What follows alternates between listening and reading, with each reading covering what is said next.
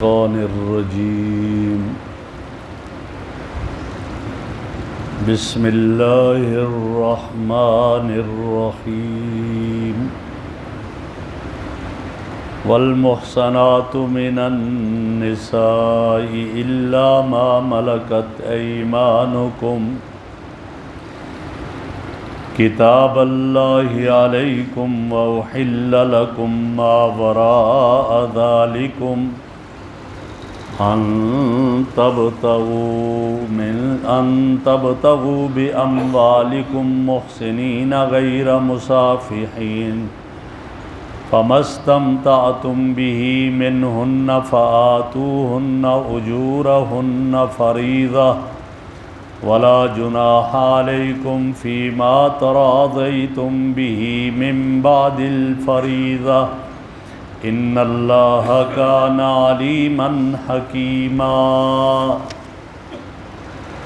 والمحصنات من النساء، اور حرام کی گئی ہیں تمہارے اوپر وہ عورتیں جو خامدوں والی ہیں، الا ما ملکت ایمانکم، مگر وہ کہ جن کے مالک ہوگے تمہارے ہاتھ، کتاب اللہ علیکم، لکھا گیا ہے تمہارے اوپر اللہ کی طرف سے، وَحِلَّ لَكُم مَّا وَرَاءَ ذَلِكُم، اور تمہارے لیے حلال کر دیا گیا ان کے علاوہ جو ہے سب کے سب، ان تبتغوا باموالکم، کہ تم تلاش کرو اپنے مالوں کے ساتھ، محسنین، نکاح کی قید میں رکھنے والے ہو، غیر مسافحین، نہ کہ شہوت رانی کرنے والے ہو، فما استمتعتم به منہن، پس تم نے ان عورتوں میں سے جن سے فائدہ اٹھایا، فآتوہن اجورہن فریضہ، تو ان کو دے دیجئے ان کا مہر جو مقرر ہے، ولا جناح علیکم فیما تراضیتم، اور نہیں تمہارے اوپر گناہ، فیما اس میں، تراضیتم بھی جس میں تم آپس میں راضی ہو جاؤ، من بعد الفریضہ، مہر مقرر کرنے کے بعد، ان اللہ کان علیما حکیما، بے شک اللہ رب العزت جاننے والا اور حکمت والا ہے۔ میرے محترم بزرگوں اور دوستو، کل کے درس میں وہ 3 قسمیں ان عورتوں کی گزری تھی کہ جن سے ہمیشہ ہمیشہ کے لیے نکاح حرام، امہات، مائیں، دادی، نانی، وہ اس میں آ گئی تھی، ان سے ہمیشہ ہمیشہ کے لیے نکاح حرام تھا۔ اچھا، نسبی جس سے آپ کہہ دیں، اور اسی طرح وہ عورتیں کہ جو رضائی ہیں ان سے بھی نکاح حرام تھا جن کے ساتھ رضاعت کا، دودھ کا رشتہ ہے، اور تیسری قسم وہ تھی جو سسرالی رشتہ، ان کے ساتھ بھی نکاح حرام تھا۔ یہ وہ 3 قسمیں تھی کہ ہمیشہ ہمیشہ کے لیے نکاح ان سے حرام۔ اب ایک اور قسم بتا رہے ہیں کہ جس کے ساتھ نکاح حرام ہے لیکن ایک حد تک، ہمیشہ ہمیشہ نہیں، اور وہ کیا ہے؟ ایک عورت شادی شدہ ہے، اس کا شوہر موجود ہے، اب اس شوہر کے ہوتے ہوئے اس عورت سے نکاح کوئی اور کرنا چاہے، یہ جائز نہیں، یہ نکاح نہیں ہوگا۔ کیوں؟ پہلے شوہر موجود ہے، لہٰذا اب کوئی نکاح کرنا چاہتا ہے تو اس سے نکاح نہیں ہوگا جب تک کہ پہلا شوہر اس کو طلاق دے دے، اور صرف طلاق ہی کافی نہیں ہے، عدت بھی گزر جائے گی، اور عدت کے گزرنے کے بعد، یا پہلا شوہر مر گیا اور مر جانے کے بعد عدت گزر جائے، اور عدت گزرنے کے بعد اب اس سے کوئی اور شادی کرنا چاہے کر سکتا ہے، یہ نہیں کہ پہلا جو ہے شوہر موجود ہو اور یہ اس سے نکاح کرنے لگ جائے، ایسا نہیں ہوگا۔ کچھ عرصہ پہلے کی بات ہے، میرے پاس ایک شخص آیا اور مجھ سے یہ کہا کہ میں شادی کرنا چاہ رہا ہوں۔ میں نے کہا بھائی کیا مطلب؟ کہا ایسا ہے کہ فلاں خاتون، ایک خاتون سے میری بات ہوئی ہے، اور اس نے اپنے شوہر کو چھوڑ دیا، اور وہ میری اس سے شادی ہونی ہے، نکاح میرا کیا جائے۔ میں نے کہا اس شوہر نے طلاق دی ہے؟ کہا نہیں، بس اس نے چھوڑ دیا اس کو۔ میں نے کہا ایسے تو نہیں ہوتا نکاح، لیکن ابھی اس کے نکاح میں موجود ہے، نکاح کے اوپر نکاح ہی نہیں ہوتا۔ بڑا پڑھا لکھا آدمی تھا، کہتا نہیں اس میں کوئی حرج تو نہیں، اس نے چھوڑ دی، اب اس کے ساتھ نہیں رہتی۔ یعنی یہ حال ہمارے یہاں ہے۔ اور قرآن یہ کہتا ہے کہ جب تک صرف نکاح میں نہیں، اگر اس نے طلاق بھی دے دی، عدت ابھی پوری نہیں ہوئی تو اس سے نکاح کرنا جائز نہیں۔ شوہر مر گیا، ابھی عدت پوری نہیں ہوئی تو اس سے نکاح کرنا جائز نہیں ہے دوسرے سے۔ لہٰذا جب ہوگا کہ جب اب یہ وقتی طور پر ہے، اس سے نکاح جائز نہیں۔ ہاں جب طلاق ہو جائے، عدت گزر جائے یا شوہر کا انتقال ہو جائے اور عدت گزر جائے، پھر نکاح۔ پھر طلاق بھی مرد دیتا ہے۔ باہر دنیا میں یہ ہوتا ہے کہ کہتے ہیں جی عورت نے ڈیورس کر دیا، عورت نے طلاق دے دیا، اب عورت نے طلاق دی، چلو جی وہاں تو اللہ معاف کرے، ہمارے پاکستان کے حضرات یہ بھی کرتے ہیں، ہمارے پاکستانی، کہ ادھر بیوی سے کہا تم جو ہے وہ فائل کر لو ڈیورس کے کاغذات، اور کہا جی بیوی نے مجھے طلاق دے دی، اور اس کو کہا تم بھی رہو میں بھی رہیں گے، اور کیا ہے پیسے ملتے رہیں گے، ادھر اس کو ہر ہفتے کا جو ہے وہ چیک ملتا رہے گا اس عورت کو، اور کہتا ہے ٹھیک ہے دونوں بیٹھ کر کھائیں گے۔ اس طرح دھوکے سے بھی لیتے ہیں کئی ساتھ، جو کہ جائز نہیں۔ تو بہرحال کہا کہ ایسی عورتیں جن کے شوہر موجود ہیں ان کے ساتھ نکاح کرنا جائز نہیں ہے جب تک کہ انہیں طلاق ہو جائے یا شوہر کا انتقال ہو جائے اور عدت گزر جائے، پھر اس کے ساتھ نکاح کرنا جائز ہے، ورنہ نہیں۔ محسنات کا معنی یہ ہوا کہ جس کا شوہر موجود ہو۔ ایک معنی محسنہ کا یہ ہوتا ہے کہ پاک دامن عورت، لیکن یہاں مراد جو ہے وہ ہے کہ اس کا شوہر پہلے سے موجود ہو تو اس سے نکاح جائز نہیں۔ الا ما ملکت ایمانکم، سوائے اس کے جن کے تمہارے ہاتھ مالک ہو گئے۔ باندی، اس کو پہلے زمانے میں باندیاں ہوا کرتی تھی، اور باندی کیا تھی؟ باندی یہ کہ جنگ ہوئی، لڑائی ہوئی، کافروں کی عورتیں جو ہے وہ قید ہو گئی، اب قید ہو گئی اس کو باندیے بنا دیا عورتوں کو، مردوں کو غلام بنا دیا، خادم بنا دیا۔ اب مرد غلام، عورتیں باندھی ہیں، لیکن وہ بھی حکومت وقت کے ذمہ ہے کہ وہ تقسیم کر دے کہ یہ آپ کی باندھی ہوگی، یہ آپ کی باندھی ہو گئی۔ اب اس باندھی سے بغیر نکاح کے بھی مالک آقا جو ہے وہ جمع کر سکتا ہے، ہم بستری کر سکتا ہے۔ اب اس کا شوہر کفر میں، دارالکفر میں تھا، اس کے ہوتے ہوئے بھی شادی اس سے ہوگی۔ کیوں؟ اس لیے کہ نکاح ان کا ختم ہو گیا، وہ دارالکفر میں ہے اور یہ عورت قیدی ہو کر آئی اور دارالاسلام میں ہے، لہٰذا اس کو باندھی بنا دیا گیا، اب نکاح ختم ہو گیا۔ لہٰذا اس کو اپنے اگر اس مالک ہے تو یہ اس سے جو ہے ہم بستری کر سکتا ہے بغیر نکاح کے۔ ہاں دوسرے کا نکاح جب کروائے گا، اگر کسی اور سے نکاح اپنی باندھی کا کروانا چاہے گا تو پھر یہ اس سے ہم بستری بھی نہیں کر سکے گا اور اس سے ساری خدمت لے سکتا ہے۔ یہ تھا، البتہ اس کے لیے بھی جب قید ہو کر لائی گئی ہے تو ایک جو ہے ماہواری وہ گزرنی چاہیے، ایک حیض گزرے گا تو پھر اس سے جمع کرے گا، ورنہ نہیں۔ اس کو استبراء رحم کہا جاتا ہے، تاکہ یہ کنفرم ہو جائے کہ پہلے جس شوہر کے پاس تھی اس کا حمل نہیں ہے، لہٰذا اب اس کے بعد اس سے یہ جمع کر سکتا ہے، ہم بستری کر سکتے ہیں، اس کو اجازت ہے۔ تو یہ باندیاں پہلے زمانے میں ہوا کرتی تھی، اسلام سے پہلے غلامی کا دور بھی تھا، غلام، اور اس وقت یہ سلسلہ چلا، اسلام نے بھی اس کو جاری رکھا، اور اس کے بعد اب یہ رواج ختم ہو گیا تو اب یہ باندیوں کا اور غلاموں کا سلسلہ نہیں رہا، اور ورنہ اسلام کے اندر تو اصل آزادی ہے۔ تو پہلے یہ ہوا کرتا تھا، اور اس کو کہا جاتا ہے کہ جو اصول ہوتے تھے، کس کے اصول ہوتے تھے؟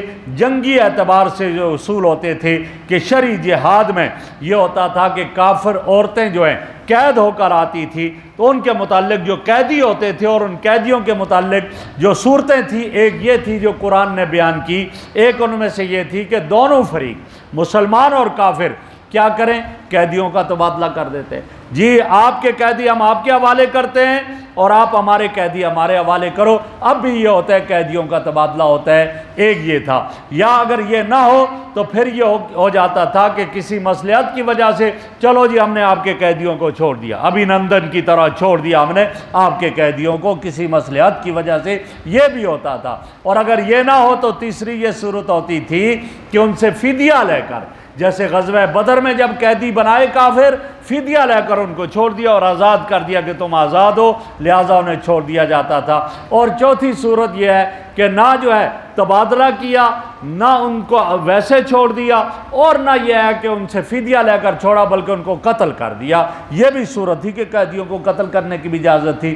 اور ان کے علاوہ ایک اور یہ صورت تھی کہ اگر یہ دیکھیں کہ ان میں سے کوئی صورت مناسب نہیں، اب یہ ہوتا تھا کہ وہ اس کو غلام بنا لیتے، مرد کو غلام اور عورت کو باندی بنا لیا جاتا تھا، اور وہ بھی میں نے عرض کیا ہر آدمی نہیں، حکومت وقت اسلامی حکومت کے تھا وہ مال غنیمت میں یہ سب آتے تھے، تقسیم کر دیتے تھے، یہ آپ کے حوالے، یہ آپ کی باندی، یہ آپ کی باندی، اس طرح ہو جاتا تھا، اور اس کو اس طرح، اور اگر کبھی یہ بھی ہوتا تھا کہ اس کو آزاد کر دیتے، جیسے جو ہے وہ غزوہ خیبر میں حضرت صفیہ جو کہ یہودیوں میں سے تھی قید ہو کر آئیں، تو صحابہ نے آ کر رسول اللہ صلی اللہ علیہ وسلم سے عرض کیا یا رسول اللہ یہ ایک بڑے سردار کی بیٹی ہے، سردار کی بیوی بھی ہے، اور اس کا تقاضا یہ ہے کہ آپ اس کو اپنے پاس لے لیں، تو آپ صلی اللہ علیہ وسلم نے انہیں آزاد کیا، آزاد کرنے کے بعد پھر ان سے نکاح کر دیا حضرت صفیہ رضی اللہ تعالیٰ عنہ سے۔ تو اس طرح کی یہ صورتیں ہوتی ہیں، تو فرمایا الا ما ملکت ایمانکم،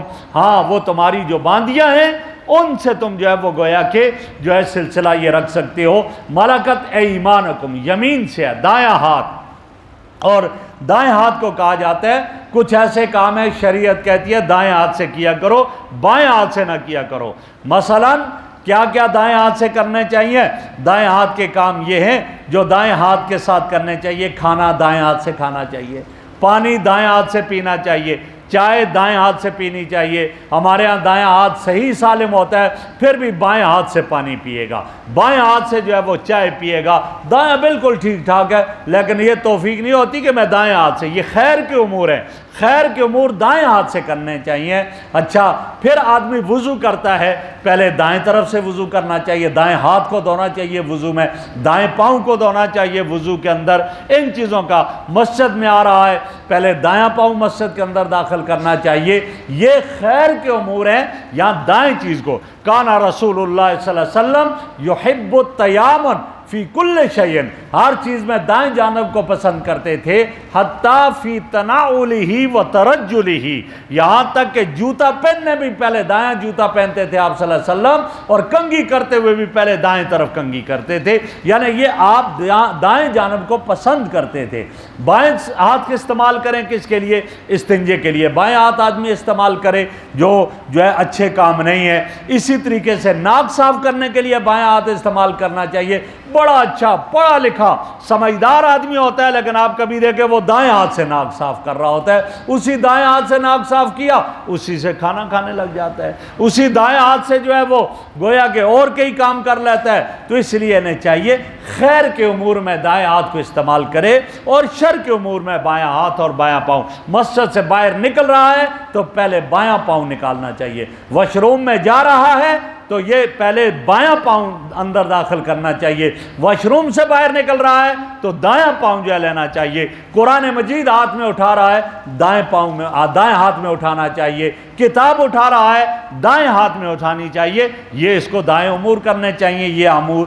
تو ایسا تو فرمایا الا ما ملکت ایمانکم، ہاں جو تمہاری باندیاں ہیں وہ تمہارے لیے حلال ہیں، کتاب اللہ علیکم، فرمایا اللہ کی طرف سے یہ تمہارے لیے لکھ دیا گیا ہے، یہ پہلے جو سارے لکھے یہ حرام ہے ان سے نکاح، یہ اللہ کی طرف سے مقرر اور لکھ دیے گئے ہیں۔ وحل لکم ما وراء ذالکم، ان کے علاوہ محرمات کے علاوہ جن سے نکاح حرام ہے باقی تمہارے لیے عورتیں حلال ہیں، ان سے نکاح کر سکتے ہو، ان سے نکاح کرنا حلال ہے، لیکن کیا ان تبتغوا باموالکم، ایک ضروری چیز ہے وہ کیا؟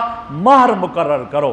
آپ رشتہ تلاش کر رہے ہو، نکاح کرو گے، شادی کرو گے تو مہر کے ساتھ کرو گے، مہر ہونا چاہیے۔ اگر مہر مقرر نہیں کرے گا پھر بھی نکاح ہو جائے گا، لیکن مہر مثل ہوگا، میں نے پہلے عرض کیا ہوا ہے، آگے بتا دیا محسنین غیر مصافحین، پیسہ لگا رہے ہو، شادی کر رہے ہو، نکاح کر کے اپنا یہ سلسلہ آگے جاری رکھو تاکہ تمہاری اولاد آگے بڑھے، ان کا نسب ٹھیک ہو اور ٹھیک ٹھاک سلسلہ ہو۔ اور غیر مصافحین فرمایا صرف جو ہے اپنی شہوت کو پورا کرنے کے لیے، خواہش پوری کرنے کے لیے نہ ہو، زنا کے اندر تو خواہش ہی پوری ہے، مال بھی لگاتا ہے، اپنی شہوت پوری کر لی اور وہاں نسب بھی نہیں، کچھ بھی نہیں ہے، لہذا بگاڑ ہی بگاڑ پیدا ہوتا ہے۔ اس لیے فرمایا نکاح کرو، پیسہ لگا کر نکاح کرو، اور اپنے نکاح میں تمہارا نسب بھی ٹھیک رہے گا، معاشرہ بھی ٹھیک ہوگا، معاشرے میں بگاڑ نہیں ہوگا، اور جب زنا عام ہوگا تو پھر معاشرے میں بگاڑ ہی بگاڑ ہوگا، اور پھر کیفیت کیا ہوگی؟ کل آپ نے ایک واقعہ پڑھ لیا ہوگا، سن لیا ہوگا کہ ایک نوجوان ایک عورت کو گھسیٹ کر اپنے ساتھ گاڑی میں زبردستی لے جانا چاہ رہا ہے، اور ایک جو ہے وہ بیچارہ انسان جو کیپٹن وہ اس کو چھڑانا چاہ رہا ہے، درمیان میں پڑا، اس ظالم نے اس کو گولی مار دی اور اس کو شہید کر دیا۔ یہ کیا ہے؟ جب زنا عام ہوگا پھر یہ سلسلہ ہوگا، جب ماں باپ اس پر توجہ نہیں دیں گے پھر یہی ہوگا۔ اور یہی لکھا کہ وہ اسی لڑکی کو اپنے موٹر سائیکل پر جو ہے ایک اکٹھے ایک جگہ کام کرتے تھے، صبح لے جاتا، شام کو لے جاتا واپس۔ اب ماں باپ جب اتنی آزادی دیں گے تو آگے پھر نتیجے یہی ہوں گے۔ یہ کیفیت ہے، اس لیے فرمایا غیر مصافحین، صرف اپنی شہوت پوری نہ ہو، اپنی خواہشات پوری نہ ہو، مقصد کیا ہو؟ اللہ راضی ہو اور نسل آگے بڑھے اور امن آئے اور سکون آئے، اس لیے ہونا چاہیے۔ اور جب یہ ہو تو فَمَسْتَمْتَعْتُمْ بِهِ مِنْهُنَّ، جب تمہارا نکاح ہو گیا، بیوی سے تم نفع حاصل کر رہے ہو، اپنی بیوی کے ساتھ رہ رہے ہو، تو پھر کیا ہے؟ فَآتُوهُنَّ أُجُورَهُنَّ، ان کا جو مہر تمہارے ذمہ مقرر ہے وہ مہر ضرور ادا کرو۔ کیوں؟ فریضہ، وہ مقرر ہو چکا ہے، تمہارے ذمہ ہے۔ اگر نہیں ادا کرو گے مر جاؤ گے۔ جیسے قرض ادا کیا جاتا ہے، یہ بھی قرض کی جگہ پر ادا کرنا لازمی ہوگا، اس کو ادا کرو۔ اور آگے فرما دیا تمہارا مہر مقرر ہو گیا، وَلَا جُنَاحَ عَلَيْكُمْ فِي مَا تَرَاضَيْتُمْ بِهِ مِن بَعْدِ الْفَرِيضَةِ، مہر مقرر ہو گیا، شوہر نے بھی مان لیا اتنے لاکھ، بیوی نے بھی کہا اتنے لاکھ، اس کے بعد آپس میں رہنے لگے مزے سے۔ بیوی کہتی ہے میں کم کر دیتی ہوں، تھوڑا سا آپ کو معاف کر، آدھا لوں گی آدھا نہیں، ٹھیک ہے، جائز ہے، کوئی حرج نہیں، کوئی گناہ نہیں۔ شوہر کہتا ہے نہیں، آپ کا مہر اتنا ہے، میں آپ کو اضافہ کرتا ہوں، زیادہ دینا چاہ رہا ہوں، کر سکتے، ایک دوسرے کا حق ہے، ہر ایک کو اپنے حق میں تصرف کا اختیار ہے، لہٰذا وہ اس طرح کر سکتے ہیں۔ لیکن مہر کا جو مقرر کیا، میں نے پہلے درس میں عرض کیا تھا، 10 درہم سے کم مہر نہیں ہوتا۔ کم از کم کتنا ہے؟ 10 درہم ہے، اور اس کی مقدار میں نے بتا دی تھی۔ اور اس وقت مجھ سے کسی صاحب نے ایک بات کی تھی تو وہ آج میں نے کہا اس کو بھی واضح کر لوں۔ وہ کہتے ہم سنتے آئے تھے کہ 32 روپے مہر ہے، 32 روپے مہر، 32 روپے مہر، 32 روپے کوئی مہر نہیں ہے۔ مہر کیا تھا؟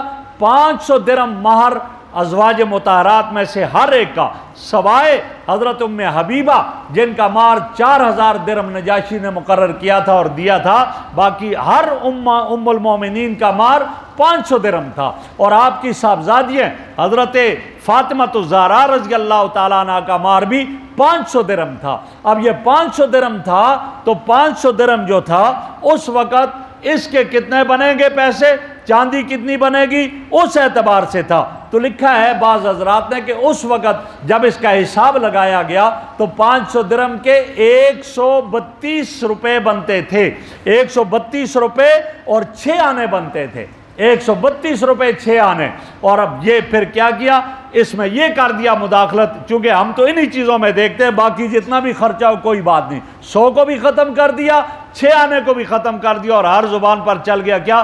32 روپے مہر جی، 32 روپے مہر، 32 روپے کوئی مہر نہیں ہوتا۔ اس وقت یہ چاندی کی میں بات کر رہا ہوں، یہ تھا اس وقت۔ تو فرمایا کہ جو تمہارا مہر ہے مقرر ہے، لہذا اس کو ادا کرو۔ اور ان اللہ کان علیما حکیما، اللہ جانتا ہے اپنی مخلوق، اپنے بندوں کے ہر عمل کو جانتا ہے، ہر فعل کو جانتا ہے، اور حکمت والا بھی ہے۔ ان کے لیے کوئی ڈھیل دیتا ہے تو حکمت کے تحت دیتا ہے۔ اللہ رب العزت ہمیں قرآن مجید کے مطابق زندگیاں بسر کرنے کی توفیق عطا فرمائے۔